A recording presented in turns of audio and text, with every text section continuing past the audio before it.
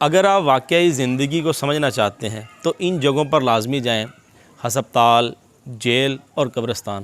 ہسپتال کی راہداریوں میں کچھ دیر بیٹھ کر دیکھیں تو کوئی اپنی ماں کی زندگی کے لیے دعا مانگ رہا ہے، کوئی اپنے باپ کی سانسیں گن رہا ہے، کوئی اپنے بچے کی ایک مسکراہٹ خریدنے کے لیے اپنی پوری جمع پونجی لٹانے کو تیار ہے۔ تب آپ کو احساس ہوگا کہ تندرستی سے بڑی نعمت کوئی نہیں ہے۔